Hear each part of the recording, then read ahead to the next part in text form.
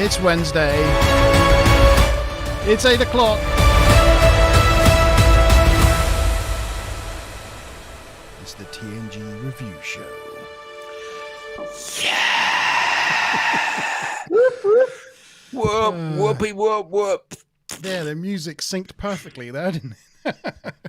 We got straight to the end of the music clip and straight on with the episode. I think we're running a minute late, but that's okay.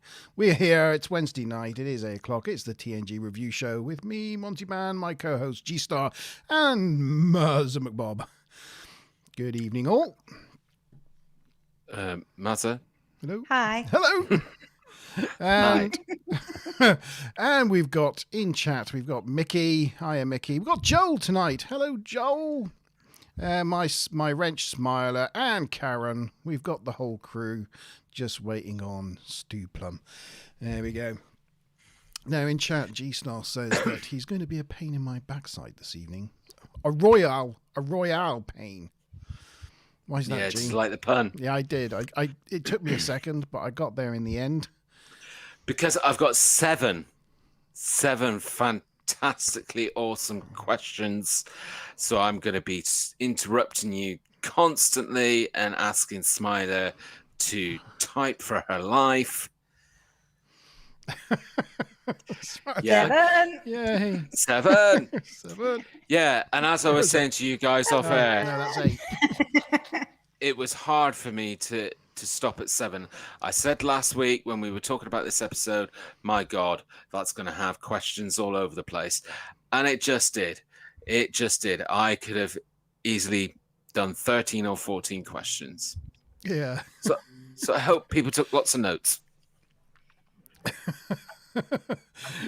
Smiler says, it's time to type the questions. That's Stu Plum's on. Yeah, Stu Plum's there. We got the full crew. We got a full house. In the house. A full house for the new quiz show that is the Next Generation review show. I promise. Generation quiz show. I'll reduce it to 3 next week.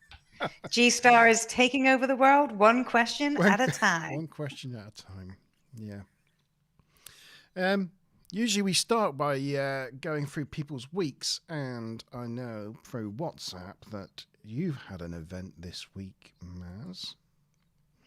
I have. My beautiful digital piano arrived, finally. It was like after weeks of hearing nothing, they just suddenly called and said, we'll come tomorrow. So, it then all happened really suddenly. I believe you have a little picture of my pretty, pretty baby. There she is. Ooh. In all her glory. Shiny. Look at that shiny reflection. It's so weird plugging my piano in. Even having to switch it on or switch it off feels really alien to me right now. But, yep. You'll get used to it. Kawaii. Yeah. It looks very beautiful. Be cool. Very cool. I need to study the manual, figure out all the features, but it is good. Very nice. No, Joel, I'm not going to play something live. One day. Maybe one day. Maybe. Yeah, maybe, pre-record something and then we'll play it next week. maybe we'll take requests and then we'll come back to Maz is like, no, shush, Play- no, Monty, shush. You could play the Move on. You could play the theme tune. We got It's like 7 when you questions. volunteer me to knit the prizes at the end of the season. Yeah. You could play the theme tune to Star Trek. No, there you go. Next Generation. That's definitely a challenge for me. Yeah. We'll see. I'm not going to say I'll challenge come round accepted. and Challenge film it. under consideration. I'll come round, film it, edit it, have it ready for next week's episode to show everybody. Yeah. Stu Plum says it looks grand. Yes, it looks baby grand. Baby grand. Yeah. I had a question for you guys before we get started. I was wondering how recently, I was talking to somebody, actually Kazi Kundo, who says he might join again in a few weeks' time and have a little watch. But he was surprised when I said that, Mickey's watching this for the first time. And I just wondered, when was the last time you guys watched this? Is it like, have you watched them all like in the last year or two? Or has it been like quite a few years since you've gone through all the TNGs? For me, it's been before the the kids were born. I think probably the early Really? noughties. Probably the early noughties was the last time I went through TNG. Whoa. Yeah. What about you, G-Star? I watch them all the time. Yeah, it's kind of In Like fact, you're constantly cycling through them. Yeah, in fact, I'm watching season 5 right now. Yeah, I mean, for me, it was probably about a year or so ago.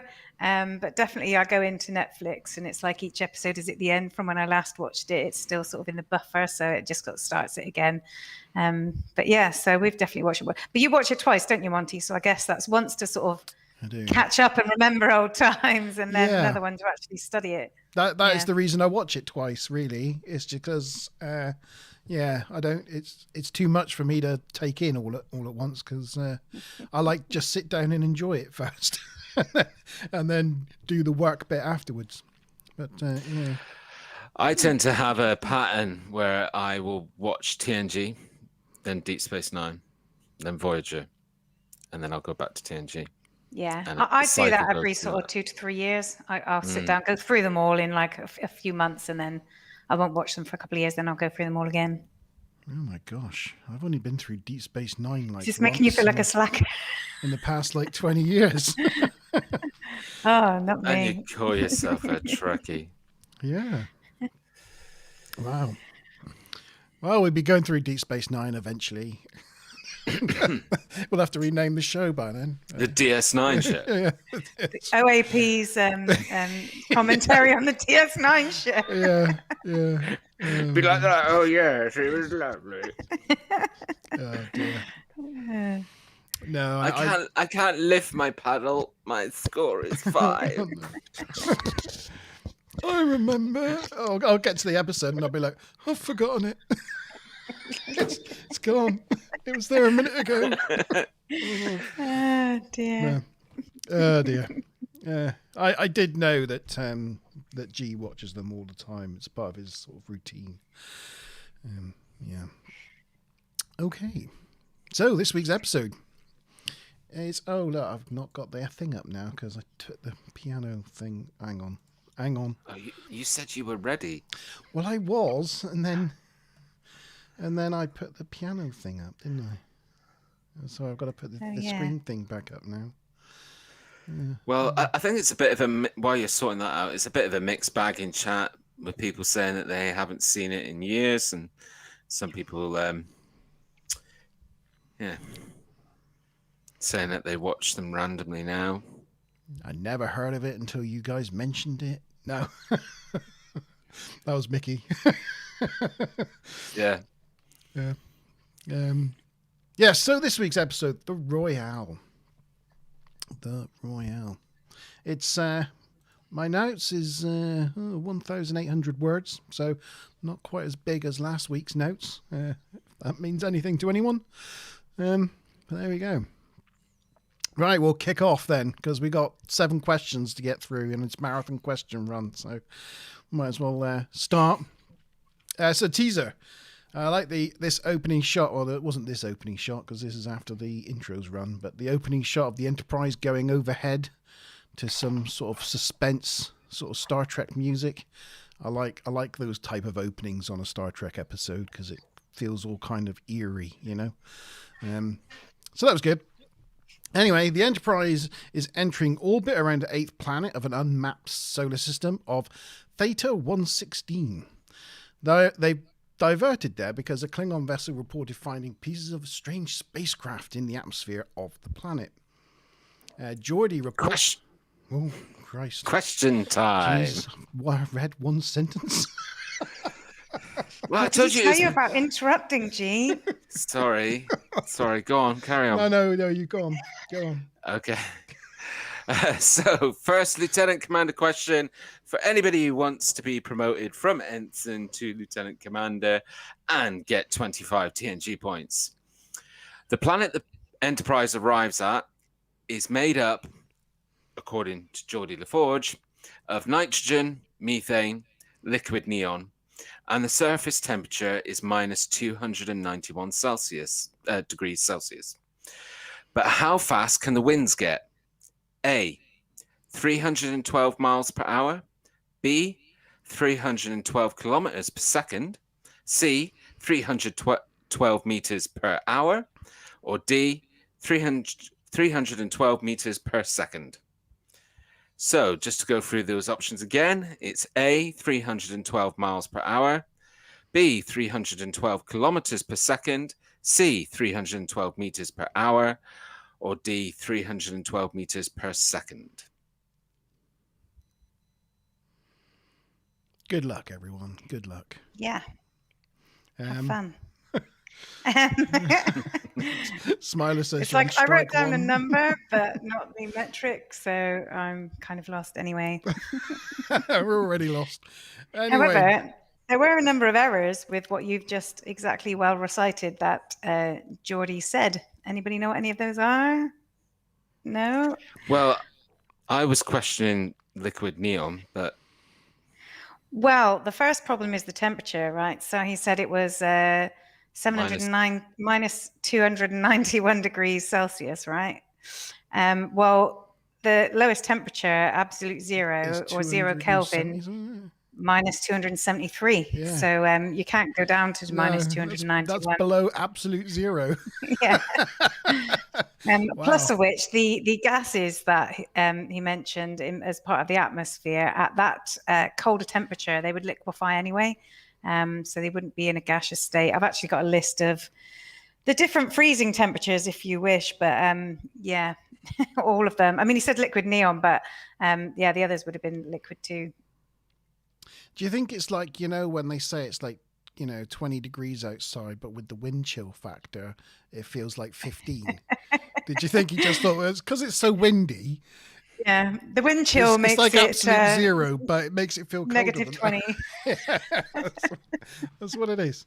That's what it is. You figured it out. Yeah.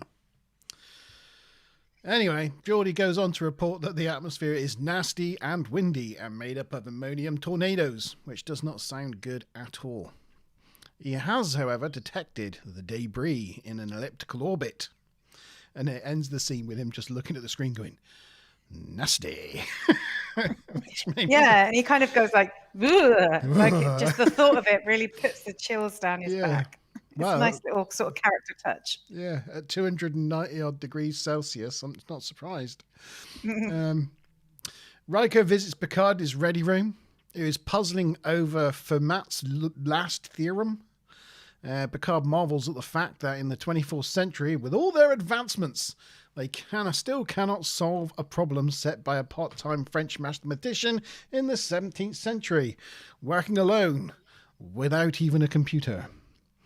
Now, there's a problem with that scene, because I looked up Fermat's last theorem, because I thought, that's interesting. Yeah, there's a number of problems with it. Well, it was solved in 1995. Yeah. A few years after this episode aired. Whoops. Who knew? And also it was like 700 years ago, not 800 years ago, according to where they are in time, I think. But anyway. But yes, you got it. 1750 something, or whatever it is. 1600. Yeah, it'd have been 700 years. Yeah. Anywho. Anyway. But yes, it was originally solved in 1993, but there was a error in it, so then it got corrected and then published in 95. It was republished. And the guy who sold it got the Abel Prize in 2016 he did. in recognition of his accomplishment. You read Wikipedia as well? I read IMDb. Oh, is it an IMDb? All right, yeah. I looked it up in Wikipedia. Yeah, algebra, Karen. It's mathematical equations. Well done, Smiler. Yeah, like the video. Ooh. Good spot. That person. None of us remembered to do that today. We're all rubbish. We're fired. We're all fired. I'm too snowed down with 7 questions. So, No, yeah. Do you want to go through your first answer then? Yeah. No. Yeah. All right then. Go on. Okay, so it looks like everybody went for D. Yeah. That would be 312 meters per second. That was that answer. and everybody is on the scoreboard and getting promoted. Well done, Lieutenant Commanders. Well done. Well done. Everybody gets 25 points. Full house. Full house. Congrats. Well done, everybody. On your promotions, G will sort out your pips. Yes, so Riker tells him they found the debris and they're beaming it on board. And Picard says, "Make it so." So Picard meets Riker and O'Brien in the in the transporter room. Shut up. And they beam the debris on board, and it contains the word. Oh, I've probably got pictures. Oh, there you go. It contains the word NASA and the stars and stripes of the flag of the United States. But with how many stars? Is that? Well, you can't see the whole flag, but I imagine it was 50. They say it. 2. They say, it's 52, is it? Mm-hmm. So I guess it's they've added a couple. That wasn't a question, by the way. Well, it was, but it wasn't. Yeah, that's how many stars the flag had between 2033 and 2079. How can you tell? Because the whole flag's not there. Look. It's got bits missing out of it. Well, they can tell these things from the position of the rest of the stars, I guess. Wow. I guess it's always symmetrical. I guess so, yeah. That makes sense. I don't know if anybody sat down and counted them. Should we do that now? No, not.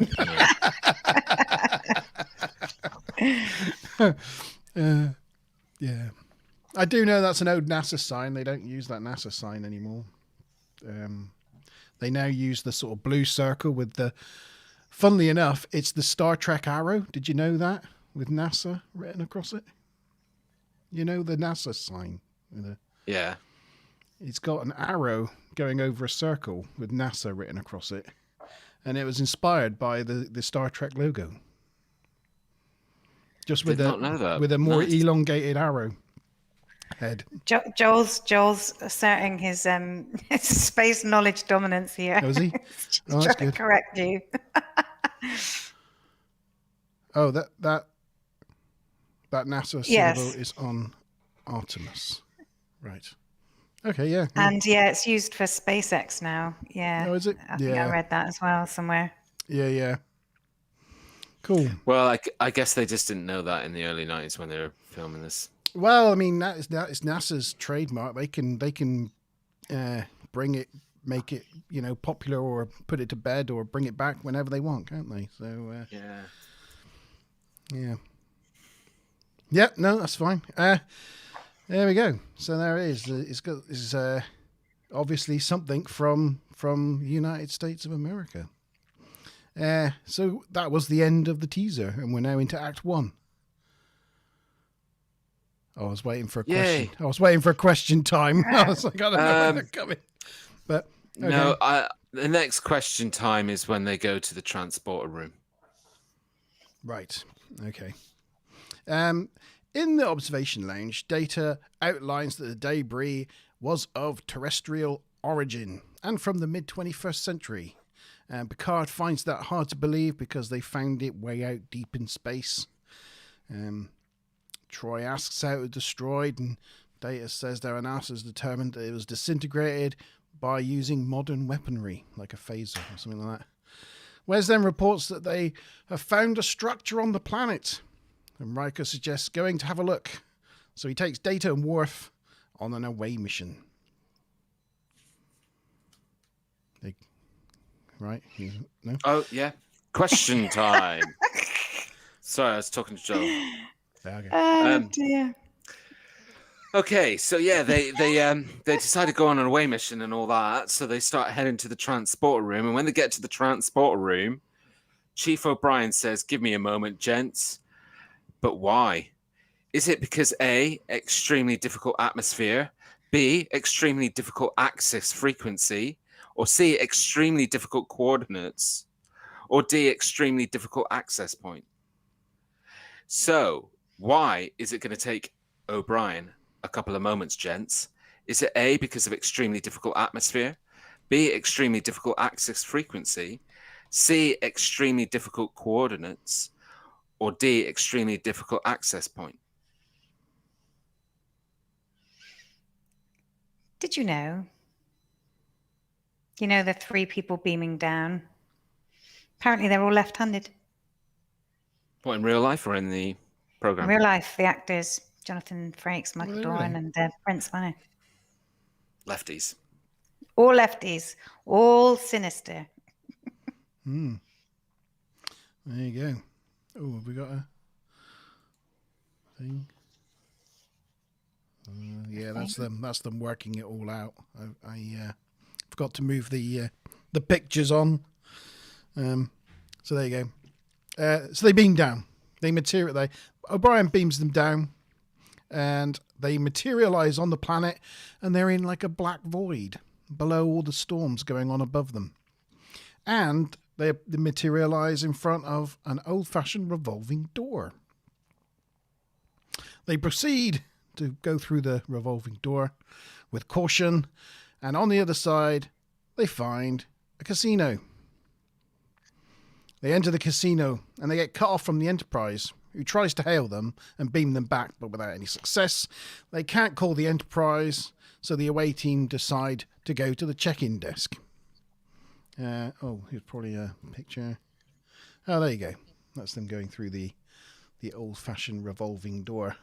That looks like they're on a planet, doesn't it? It doesn't look like they're on a sound stage at all. Yeah, no.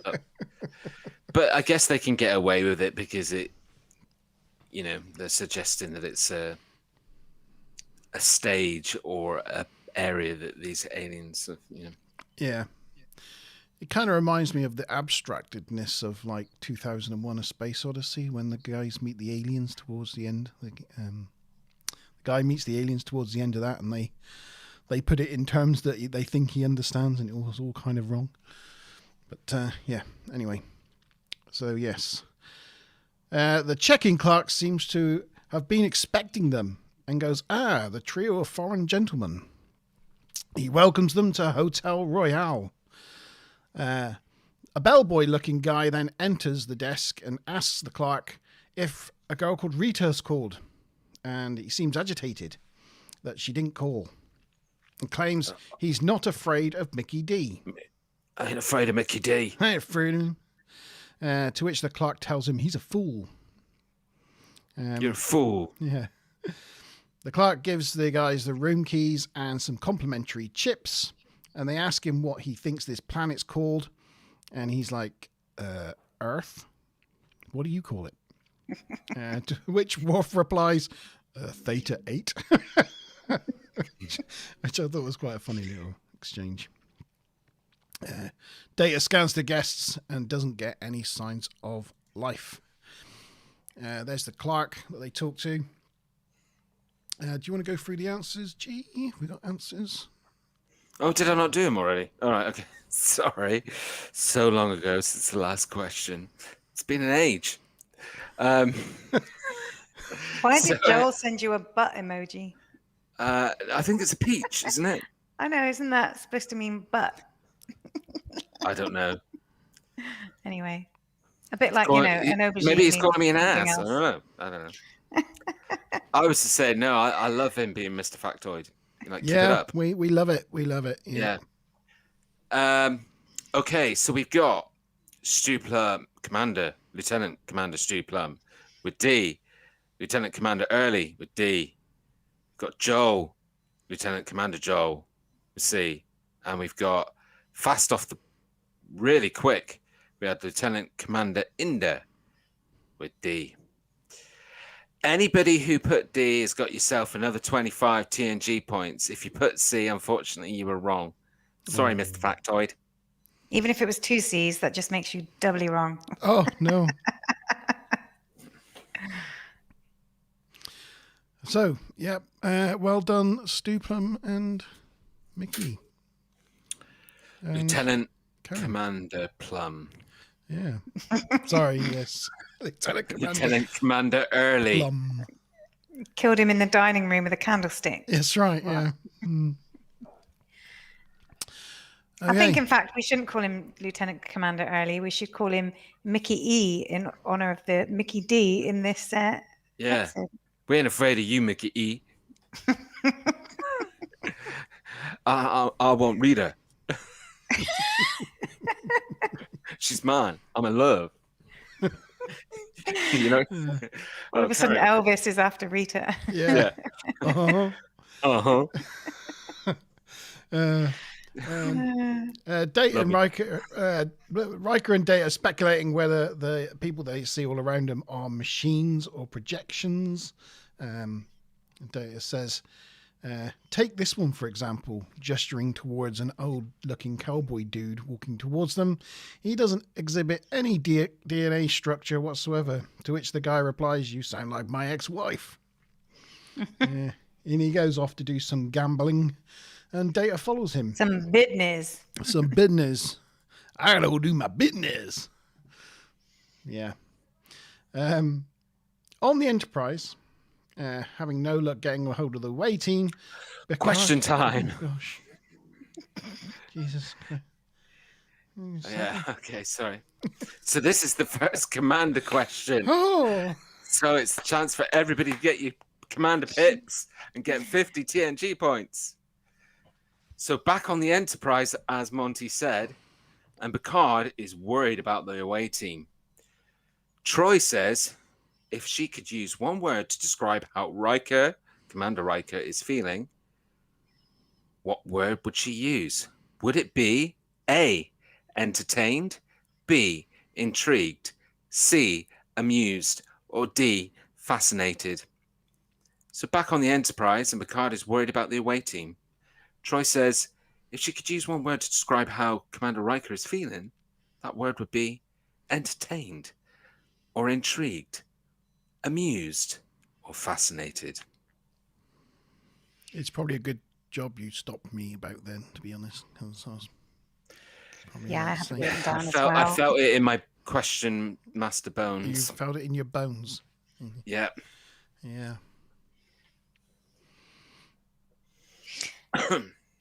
Continue. Well, I could.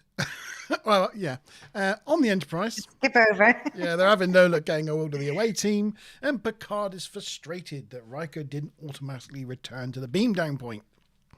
But Troy says that she doesn't believe he or the away team are in any danger. In fact, she believes his mood would be described as whatever you're whatever you're guessing right now. Blankety blank, blankety blank. Back down on the back down on the planet, Data joins the old dude at a cards table, and the guy invites him to take a seat and plops a cowboy hat on Data's head. Data asks if it's poker, but the cowboy says, nah, it's blackjack. So Data looks at blackjack in his brain box and describes it in detail, and then cuts the cards using one hand. They play a hand, and the cowboy advises the girl next to him, his date or the girl he's with, to hit on 15, which is not a good choice, and she goes bust. The cowboy gets 21, but Data keeps saying, hit me. And when he's got 4 cards, the cowboy asks Data if he knows what the odds are for a 4-card Charlie, and Data's about to tell him what the odds are, but he interrupts him, so Data's just like, hit me, and he does get a 5-card Charlie. In the sort of goofs or whatever, they list all of these protocol errors in the casino. There's more later with the craps, but it's things like where you don't ante up in blackjack, but also you'd never have the players touch the cards. The cards are normally laid face up, etc., etc., etc. But then, you know, the other argument is that the book that this was based on might not have been specific enough about protocols anyway, so... Well, we know the book was craply written, and that's all the that's all the aliens had to go on. Mm-hmm. How they got all the accents right and all the colours and all the detail, I don't know, but yeah. Do you want the answers, G? Yeah. So we've got some people that are hot to trot, and they are getting their commander pips. And anybody who put C would be getting a promotion to commander, because Commander Riker's feeling was amused. It was. Well done. So Mickey says he thinks Deanna wanted to be there on the planet with Riker having a good time. Yeah.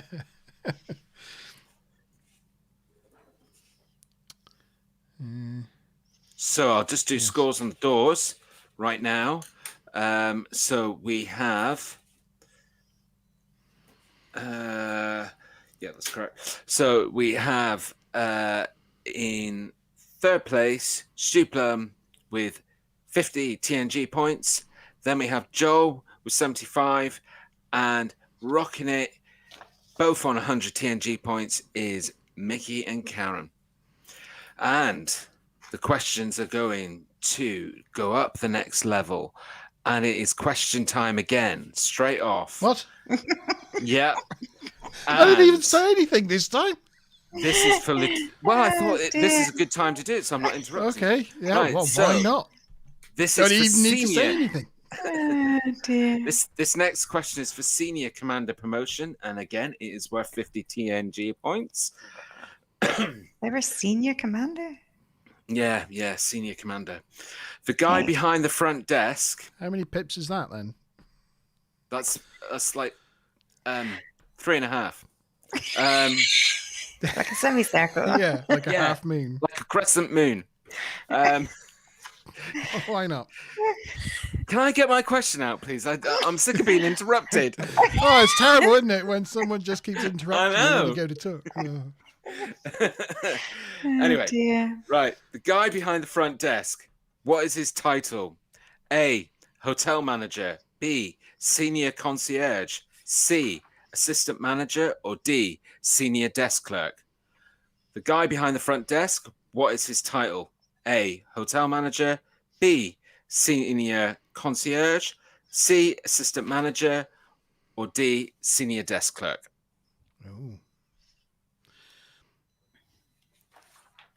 I didn't hear what his title was, and so I've called him something throughout all these notes and so far in my thing, and I just probably said the wrong thing.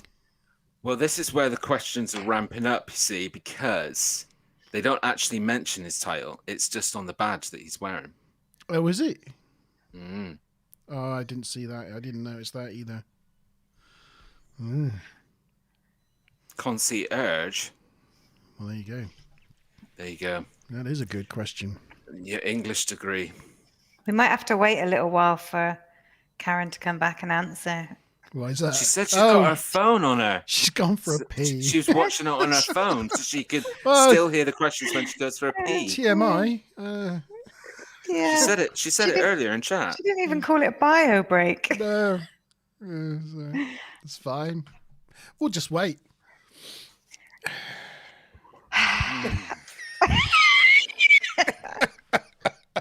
Pressure.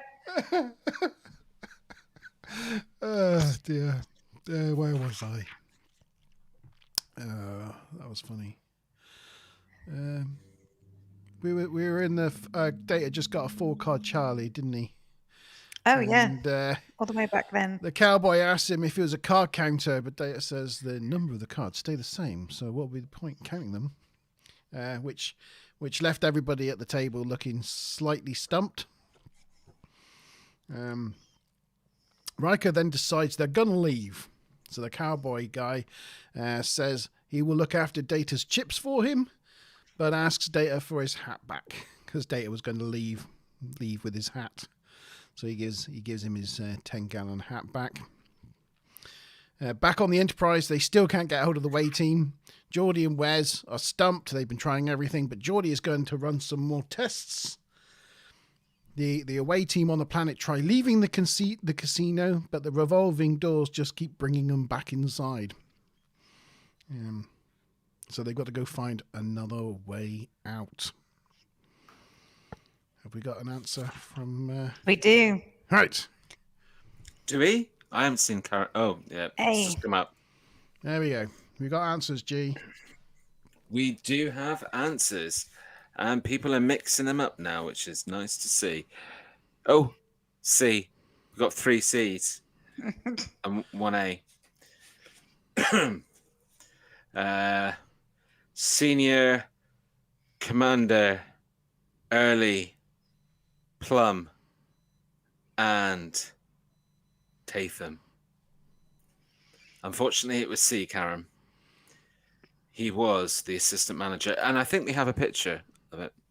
She was like, I rushed my pee for that.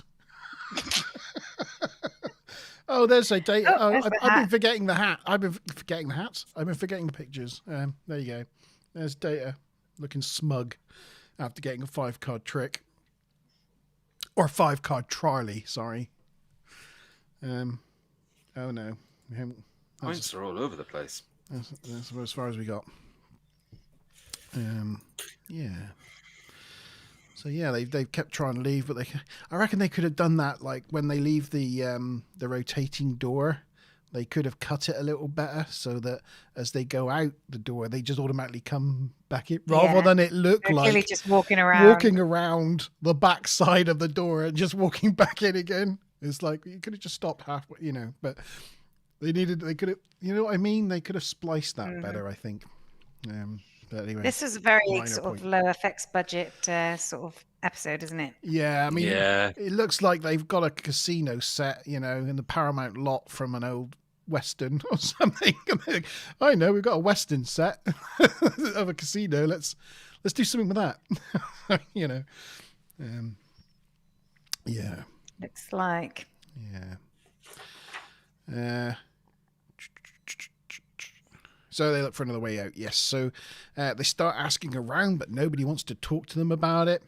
Data tries his luck asking an old lady who's on a one-arm bandit, but she wins. So she's preoccupied with gathering up her winnings, so she doesn't want to talk to him. Stu Plum saying, go back a picture. Go back a picture?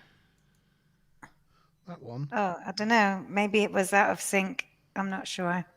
Maybe not. I don't know. No. Go back forward then. We're about to go on to the one that I accidentally went to a minute ago. No, it's back 2, I think he's talking about.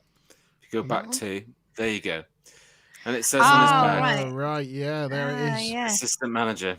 Oh, well done. Well done, Stu Plum. Yeah. See, I didn't notice that. I've been calling him Desk Clerk throughout this whole thing, and I will continue to call him Desk Clerk because I didn't realise I didn't read the badge.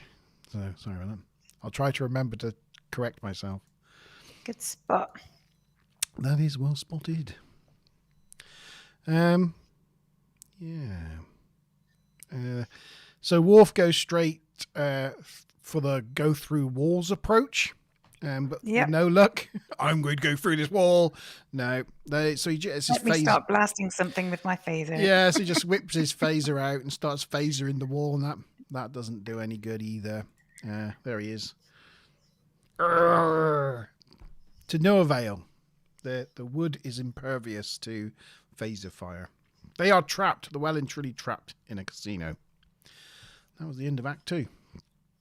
Act 3. On the Enterprise, Geordi thinks he's nearly there with being able to make contact with the away team.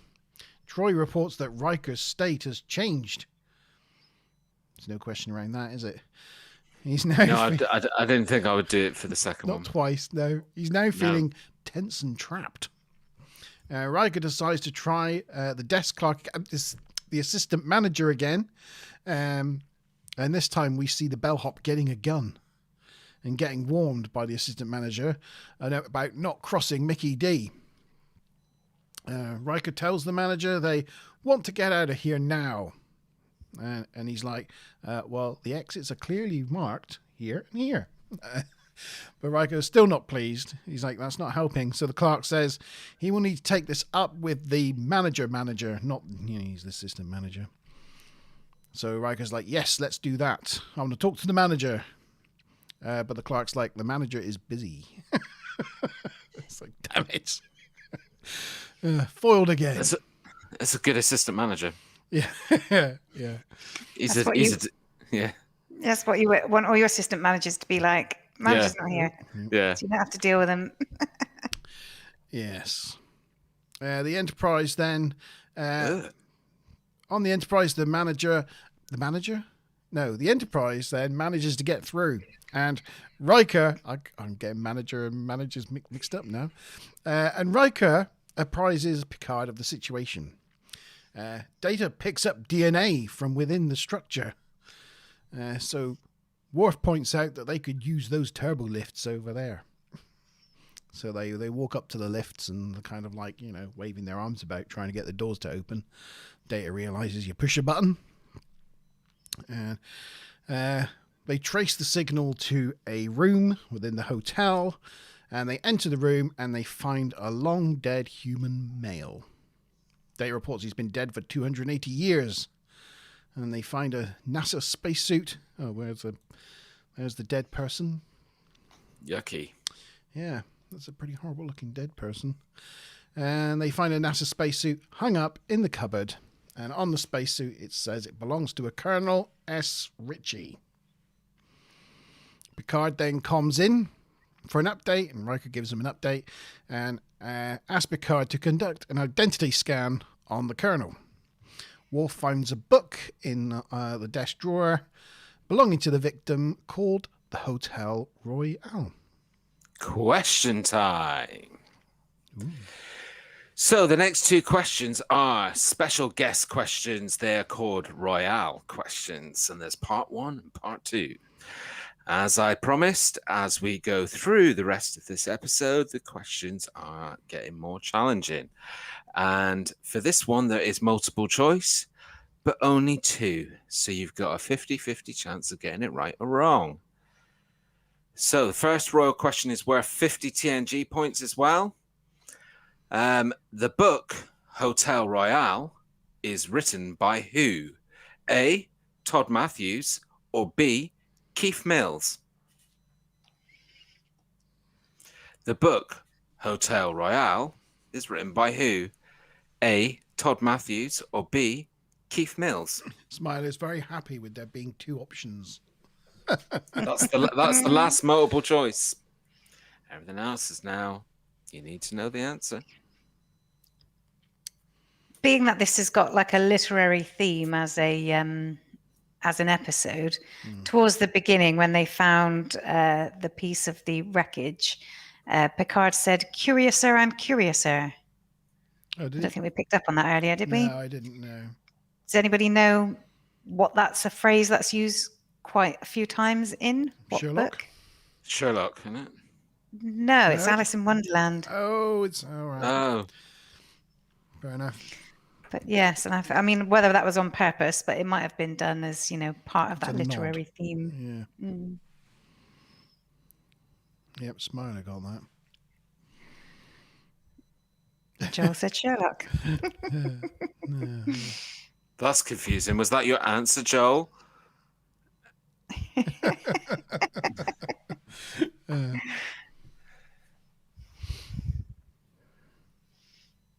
Anywho, Karen gone for another pee. I don't know. I'm just waiting for. Just thought I'll wait for see if Karen. Vicky wants to know if she's Smiler Rainbow wants to know if she's a captain now from answering Alice in Wonderland, right? Yeah, honorary. Yeah. I think Captain Smiler. Just for tonight only. We've all gone A's. A for everybody. Everybody's gone A. Everyone's an A. So everybody got the first part 1 of the Royale question right. So the scores are, let me just quickly total them up. Doesn't mean you have to do maths. Yeah. So we've got in joint third place, Stu Plum and Karen on 150 TNG points. In second place, we have Joel with 175 TNG points. And in first place, we have Mickey with 200 TNG points. That tricky Mickey with his high scores. Tricky Mickey. And that's the end of the multiple choice.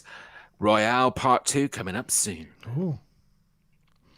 Hopefully this is something I can say, but the Todd Matthews and his poorly written novel are both completely fictitious. They were. People already knew that. I was wondering. I didn't know actually. I didn't know whether it was fictitious or not. I kind of assumed it was because they make such a play on it being totally crap.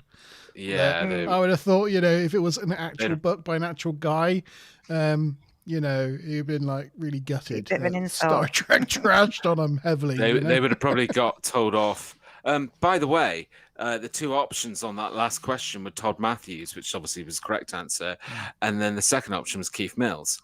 Keith Mills is actually the author of this episode. Oh, I see what you did there. So he wrote the... half correct. I see what you tried to do there. Here comes Mrs. Factoid. Tracy Torme wrote the Royale as a story of a man trapped to relive his most pleasant memory until it became nightmarish. She was so dissatisfied with the final product, which bore little resemblance to the original. His original. I thought Tracy Torme was a lady. Anyway, Tracy's a dude, apparently. No. Which bears so little resemblance to his original concept that he used the pseudonym Keith Mills in the credits. Oh, so Keith Mills is a made-up person. Mm-hmm. But then maybe if you're called Tracy. Yeah, you I wanna just give always yourself a name shouldn't have assumed that it was a girl, but I did. Never assume. See that nice bridge there to one of Maria's. Yeah. Factoids? Thanks, G. No worries. I'm here for you. Joel keeps retracting messages. Does he keep saying controversial things? I don't know. Let's keep our eyes on chat. I know, we're all watching now.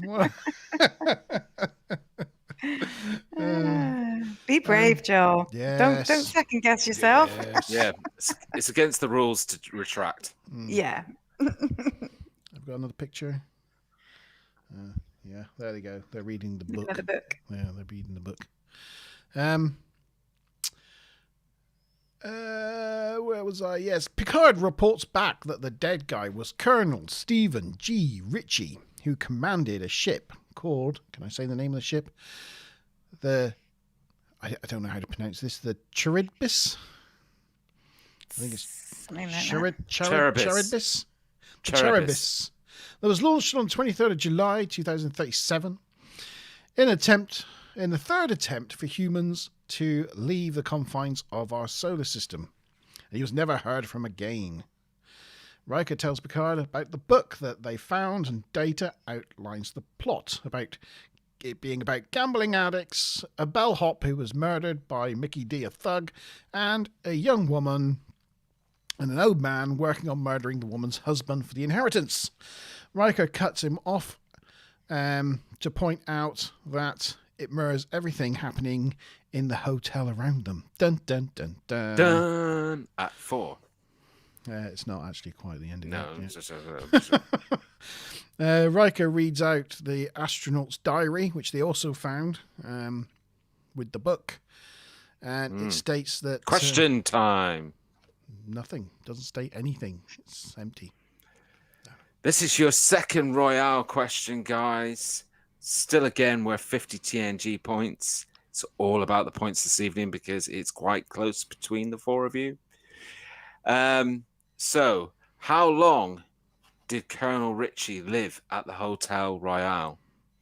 How long did Colonel Ritchie live at the Hotel Royale? Answers in chat, please. No multiple choice. No more. I don't know. I didn't make a note of that. I don't know. I have no idea. Sorry, I thought you were about to say. I might have. I could have done, but no, I didn't make a note of that one. I know. A long time. Shall I guess? No. You could guess. Okay. Why can't I Anyway. guess? I want to guess. I say guess. Okay, I'm going to guess 38 years. Did you just read what everybody else put in chat? No. Why is everybody copying the same wrong answer? That was my guess. Smiley Rainbow says, is it A, 100 years, B, 25 years, C, a few months, or D, a decade? Wow. Maybe she's feeling like you don't want to use her services anymore. Her typing services going for off you. piste. Yeah. Do we get everybody's answers in? I think we did. Yep. Everybody has said the same answer. I think they all agree with 30. Yeah, I need to come back to you. I'll be back to you in a moment. I thought it was Okay. 20 something. Yeah, I just need to double check because the answer that I had was 28 years, but I might have misheard, and everybody seems so confident What does around Maz 38. have? I had it in my notes as 38, and I've also got it in my trivia as he arrived in 2044 and died in 2082, which is 38. Well, it was 38. So everybody's right apart from G Star, who got it wrong. G, you mean This is why I'm going to check. he's checking. He doesn't trust anyone. Oh, bye, Joel. You off? Bye. Oh, bye, Joe. He is, to be fair, on a boat south of Oh Spain my gosh, somewhere, is he? pinching Wi-Fi off a neighbouring boat. How lovely! Oh, that's fantastic. Oh well, I hope. I didn't think he would come on because I knew he didn't have much data. That's amazing. But... He's probably running out of data. Yeah. Yeah. Yes. So Riker reads the diary, and which states that he encountered an alien creature, and it accidentally killed the rest of his crew. And then it built an environment around him based on the book he had with him, as it was the aliens' only reference they had for the lifestyle that they thought he might like to live in.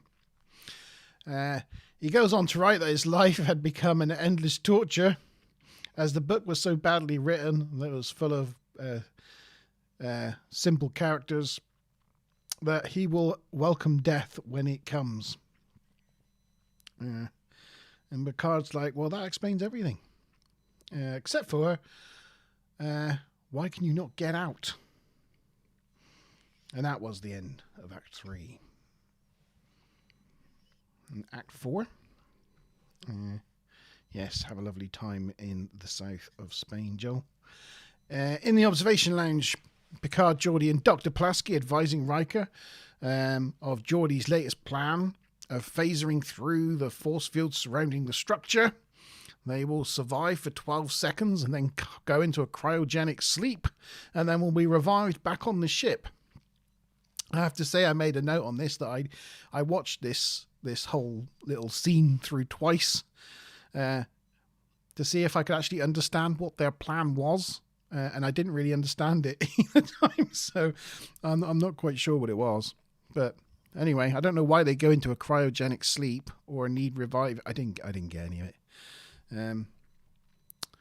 But anyway, Riker didn't like the sound of it, and it motivated him to find another way out, because I don't think Riker understood the plan either. And just then, the phone rings in the room. Worf answers it. And apparently the phone call was from room service, asking them if they wanted anything, to which Worf replies, "No." And so they split up to investigate some more.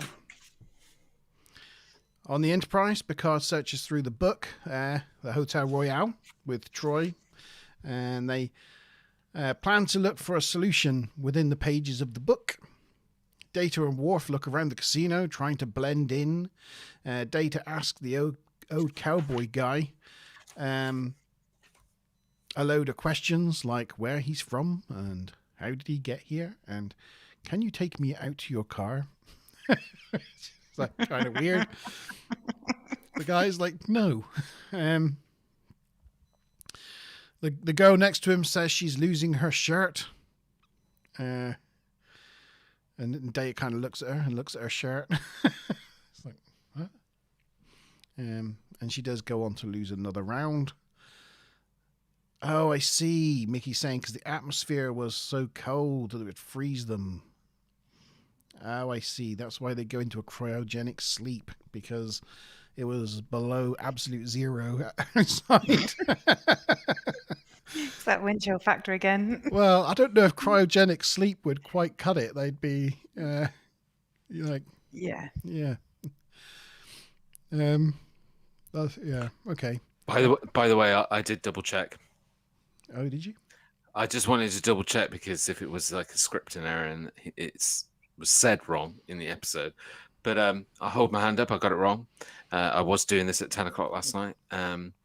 in between getting home from work late. So, yeah, it was 38 years. So everybody got the question right. Everybody got 50 TNG points. So the lead positions haven't changed, but there's only 25 points between first and second place, and only 50 points between first and third place. And the next question will be the captain question worth 100 TNG points. So plenty of chance for everybody this evening. Get ready for that captain question later. It's all to play for in the captain question.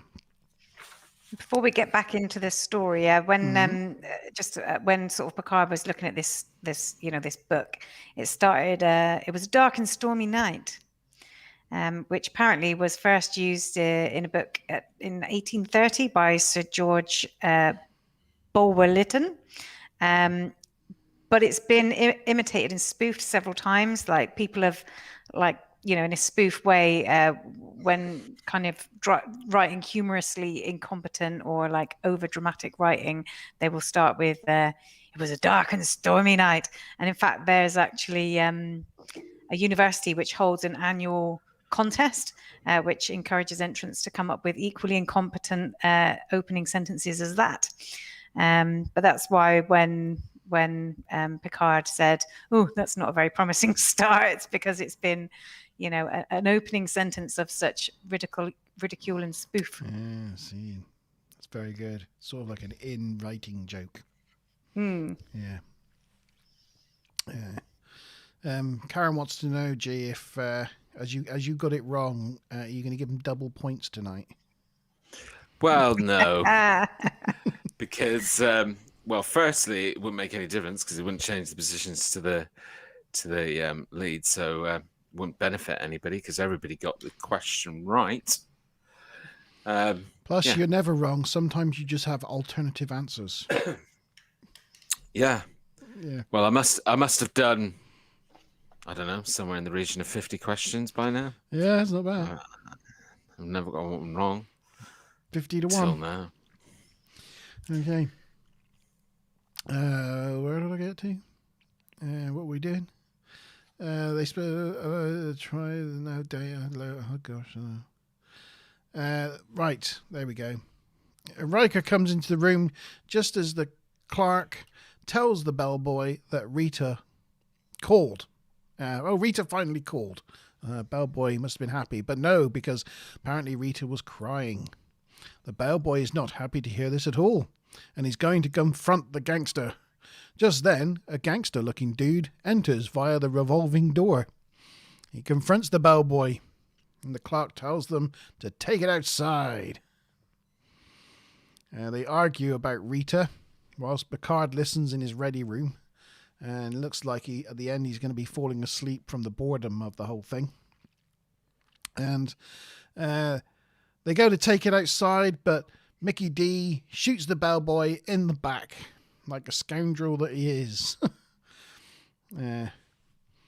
Mickey advises the now dead bellboy that no girl's worth dying for. Killing for, maybe, but not dying for. And then he leaves via the revolving door. Riker advises Picard what happened and questions... Mickey D picture. Oh, picture. Yes, sorry. Thanks, Stu Plum. That's Picard's face. Oh, look at that face. Oh, that's Patrick's going for a number 2, isn't it? Oh, and pushing it out. Smiler's suggesting we all go for a Mackie D's, not a Mickey D's. A Mickey D's. A Mackie D. Well, you can't trust these Mickeys, You got to keep an eye on them. Oh, and Karen called you a tight ass, G. Yeah, I not saw giving that. double points. With the peach emoji again. There's the aforementioned Mickey D shooting our poor Lasers. bellboy. With even the gun flash in TNG's done with sort of blue lighting effects. It's quite funny. There we go. So there we go. That's where we're at. Riker advises Picard on what's happened and questions. Just Did somebody say questions? No. Not question time. No. And questions the fact that Mickey D just walked out. Yeah. Why that happened. And Picard says it's because that's what happens on page number 244. Riker asks how the book ends, and Picard tells him that the Royale gets bought out by a group of foreign investors. And that gives Riker an idea, a cunning plan. We're going to buy this place. And that was the end of Act 4. This is the beginning of Act 5. It is. And probably we can change to that now. To get the money, Data reckons he can calculate the probabilities on a craps table to win. Riker gives him the chips, his money, and tells him to go make it so. After a couple of missed throws, in picking up the dice, Data detects a slight imbalance in them. Data gives them a bit of a squeeze to correct them. And then he turns to Riker in deadpan and says, "Baby needs a new pair of shoes." And then throws the dice without even looking at the table. It's like a baller move. And the fact that's what this picture is of him saying, "Baby needs a new pair of dice." Throws them. And he wins. The the way he sort of adjusts the dice in his hands. Yeah, he kind of goes. Apparently that was a homage to the Quester tapes, which I'm not even aware of, but it was something that Roddenberry wrote. It was like an early attempt at like a new series. And in the movie, whilst playing craps, Quester realizes the dice are misshapen and physically adjusts them in his hands, just as Data does here. Mickey says he cringed at the baby needs a new pair of shoes. I thought it was funny. Yeah. Data looks quite smug at his throwing of the dice with a little like flourish and a click of his fingers as he does it. Yeah. And he wins some hands and he's looking very smug about himself. Picard advises them that to stay in character, they have to be flamboyant with their money, because that's what it says in the book. So after they've made $12.5 million, the $12.5 million required to buy the joint, Riker tells Data to bet it all on one last throw. He does it whilst dishing money out to everyone around the table. And the old cowboy doesn't think the last throw will come in, so he bets against them. Data gets the girl to blow on the dice, and he does one last throw. And it's a winner. They then tell the clerk that they're cashing in, but the clerk's like, oh, sorry, not clerk, the assistant manager. The assistant manager says, "You can't. You've broke the bank." But Riker tells him it's okay. You can take the $12.5 million for the purchase price and spread the rest around. The assistant manager's like, "Ah, you're the foreign investors I've heard so much about." Like, yeah, it's us. The old guy is like, "I like your style." And Riker replies, "Don't let them change the dice on you." And they walk out of the revolving doors, and they actually get out now. The Enterprise beams them up. Riker visits Picard in his ready room. And Riker is still confused on how the astronaut made it all the way out here. And Picard replies that, like the Fermat's last theorem, maybe it's a puzzle they will never, ever solve. I need a question time, G, because I've got to the end of the episode. Oh, right. Sorry. There's no more. There's no more to say. Captain Question, here we come. Quickest on the buzzer will be the person who won. Okay. Yeah. I don't know. I'm losing it now. Is that saying? Is that going to be your new catchphrase for the Alaska? Yeah, I don't know. No, that was awful. Anyway. No, I reckon you have to do that every week. What was it? Did you say it again? No, I can't even remember what it was. Oh. Anyway, you can always watch it back and find out. Yeah. So here's the Captain Question, guys. Worth 100 TNG points. It will decide the winner and see if somebody gets captain promotion this week. No multiple choice. Here we go. How many special appearance by are in the credits for this episode? How many special appearance by are in the credits for this episode? I think I know. You know, do you? I think so. I'm not sure. Let's keep going. It's quickest on the buzzer. Whoever gets the answer in first. Mickey's got an answer in. Whether or not it's right, we'll see.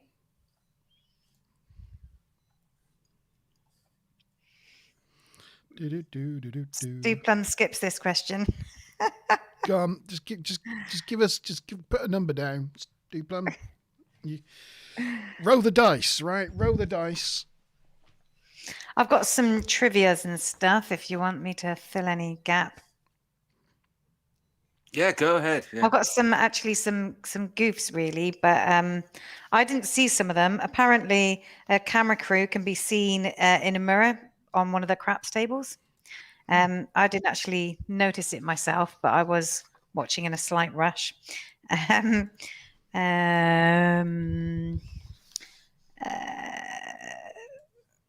Apparently, when Data suggests, oh no, is it the it's not, it's the other guy, I think, says the odds are in favor of you standing pat when they're playing blackjack, and apparently the odds were actually against rather than for, which I think it was Data actually, but yeah, so 13. he should have known those odds. Yeah, I did wonder about that.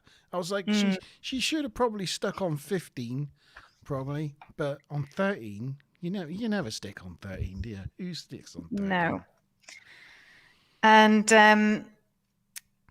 there was, well, I mean, it might be goof or not, but the piece of debris, if it was like at the same temperature as space, it would have been super cold and they wouldn't have been able to touch it immediately. But maybe the transporter has some features where it warms something up to human bearable temperature before materializing it in front of some crew members. So who knows? That's it true. Might be a safe yeah, feature. that would have been like, it would have popped into that transporter room, met the warm air around it, and probably exploded everywhere.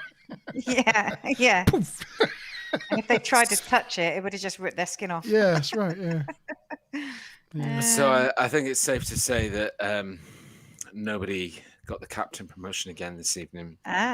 See, I would have gone for one. And who would that be? Pulaski, because she's on there every week. Or Correct. Diana Muldaur. Correct. She is on there every week, but on this episode, it was 2 special appearances by. Shame. Never mind. It was, as Maz said correctly, Pulaski, Diana Muldaur, or whatever her name is. Mulder. And then also a special appearance by Noble Willingham as Texas. Right. That's the old cowboy guy. Yeah. So 2 was the correct answer. And unfortunately, nobody got it in. Bummer. So the points stay as. So just to go through the points, we had Stu Plum and Karen on 200 TNG points, Joel on 225, and Mickey with 250 TNG points. Mickey is our winner again. Well done, Mickey. Well done, Mickey. That puts you on 7. On 7. So we kind of. Is there any more pictures? We got a lovely picture of Riker there, smiling because he's giving away money to all these people that are not people. Oh no, there was just a. There was the one picture at the beginning. What did we miss? Oh, it was Data at the dice table, throwing his dice. And I think that's just as they were just about to cash out because the assistant manager's there. So there you go. So what do we think of this episode? We were kind of poo-pooing it last week as a terribly boring season 2 episode. Get your scores in chat, guys. What did you think about it in chat? Get your scores in. What do you think? What do you guys think though? I mean, I have to say, I thought it was all right actually. It wasn't as bad as I was remembering. Yeah, that's the thing, isn't it? I think there's a lot of these when I watch them again after so long, I think, oh, actually, it's not as bad as I remember it being. You know, I have to say it was all right. I mean, It was is strange. cheesy. You know, there weren't really any effects, but yeah, it's all right. Yeah. I can remember watching it very early on and thinking similar to what you were saying that, you know, but as time's gone on, it's, I don't know. I think it's got that kind of, for me, like a little, what I like about it, I think, is that it's a bit of an original concept, storyline, idea. Hmm. You know, it's a little bit different. But I think they could have gone a little bit further with it. But no, I thought it was much better than what I was thinking. Okay, so here's just a confirmation that we have Mickey, our winner, or our leader this season, on 7. Joel, myself, and Karen on 1, and Stuplum on 2. So that's currently the scoreboard. Feelings on the episode. Mickey said he didn't like the episode, just average. But Stuplum said an enjoyable 7. Mm-hmm. Right, should we get some scores then? Yeah. Yeah.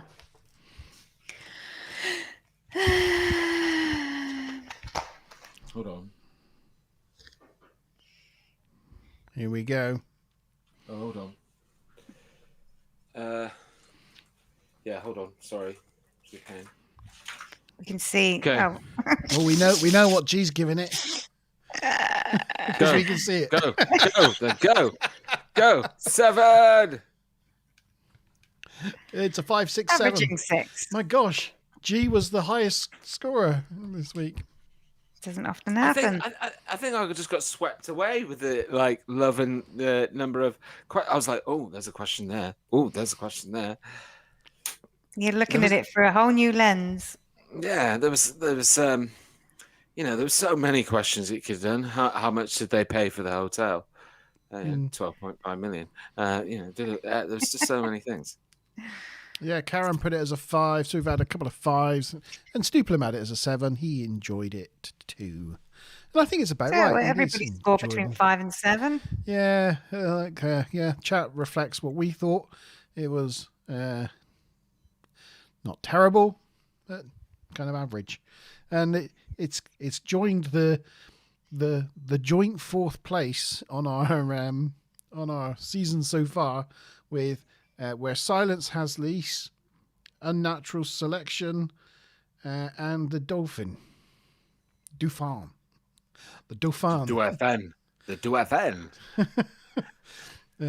Yeah, so those 4. And I think they're all sort of like those types of episodes, aren't they? That had dodgy special effects in them, but were interesting concepts. Maybe good sci-fi stories, but a bit cheesily executed. I think again with this one I quite liked, which I'm picking up, is just there's another couple of nice moments with Data, you know, interacting with people and being funny, which I quite like, you know. Worf talking to... A couple of little funny lines with Worf as well. Yeah. He's just like, you know, we'll take the turbo lift. We call it Theta 8. Yeah. It's just quite funny. So yeah, it was all right. It was all right in my book. That's why I looked at my other scores, and then I saw, because originally I was going to give it a 6, and then I saw another episode that I gave a 6, and I thought, well, no, it's actually a bit better than that episode in my mind. So couldn't have the same score. Bless you. Get it out. Well, I hope you guys enjoyed the narration this evening and all the gifts and interesting facts. Does anybody know what next week's episode is? I don't. I could probably find out fairly quickly. Yeah, no, I don't know. Hang on, I'm putting my hands all over my camera here. And guys, is, Time Squared. Time Squared is next up. Yeah. Don't know what that one is, but do we know what that one is? Time Squared. I do not. No. I will tell you. Times squared. It comes across its own shuttlecraft adrift with an unconscious duplicate, Captain Picard. Yeah, That's quite a good one. Yeah. Like that. Did we miss any goofs or trivias or anything from this episode this week? Anything? No, I think I said most of them. There was some stuff about, some changes in the rewrites, and there were some other like minor continuity errors with some of the cards and things, but nothing really to write home about. Right. I thought I'd found one that wasn't documented anywhere when the first time I heard it, and it was only the second time watching it through that I actually got it. Because I thought it was what was it? Theta 116 was, because they say that at the beginning, and then Worf says they're on Theta 8, and I was like, I thought it was Theta 116. But no, they say they're on the 8th planet of the solar system, Theta 116. Ah. And so the 8th planet they call Theta 8. Mm-hmm. But yeah, that confused me the first time I heard it. I was all proud of myself because I was like, oh, I think I found a goof. No, it wasn't. Because you found one last week, didn't you? That wasn't documented. I can't remember what it was, but yeah. Clever. Yeah. Always on the lookout. Another one that apparently there was a mission patch on Colonel Ritchie's uniform, which was actually from Apollo 17, but the word Apollo has been obscured. Well, they just put like a piece of sellotape over it, or something like a masking tape. Yeah, something like that. Sort of like smudged out or something, but... Right. I didn't realise, was that an actual astronaut suit, was it? It doesn't say. It just says that it was an Apollo 17 patch. So whether or not they've gotten some space patches and put it on a slightly futuristic looking uniform, or I don't know, or whether it's something they just got out of, the props wardrobe from something else. I don't know. Yeah. Okay. No, I didn't notice that either. About it, though. That's about it. That's all she wrote for this episode. So hopefully it wasn't as bad an episode as we thought it was going to be, because I think we were leading. It was going to be terrible, and it wasn't terrible. It wasn't the best, but it wasn't terrible. It was average. It was average. Night Stupler. Yep, Night Stupler. Night Stupler. But hopefully a bit more enjoyable one, a bit more interesting one next week. But then again, knowing my luck, I'll probably watch that one that I used to like and think, oh, no, that wasn't as good as I remember it. But there we go. Right, I think we're about finished then. It's got 2 lots of Picard in it, so Karen's going to like it either way. Oh, double Picard, Karen. Double Picard. Yeah. Yeah, but one of them's like a bit like a vegetable most of the episodes, so not very attractive. Anyway. You got Karen's like, you got to take what you can get, Yeah. She's not fussy. No. Not when it comes to Picard. Just before we sign off, if one last time, don't forget to like the video if you haven't, and if you are a fan, don't forget to join us this Friday at 8 p.m. for the Monty Zone, where we will be revisiting Mars. We're going back to Mars, the red planet, to see what's there and what we can find. We did some location filming. We got back last night. It's all going to be great. It was minus 290 something Celsius. Yeah, it's freezing. Yeah, the winds. Wind the winds factor. I've got frostbite on my toes. And, the winds were like 312 kilometers per hour. Wow. We had to literally sit there and wait for the wind to go by. Yeah. Anyway, we've all got a lot to look forward to on Friday, so join us for the Monty Zone then. Okay, thank you, Mazmet Bob, and thank you, G-Star, and thank you everyone in chat for joining us this evening, and we will see you again next week at 8 o'clock for another TNG review show. Bye. Nanu. Bye-bye.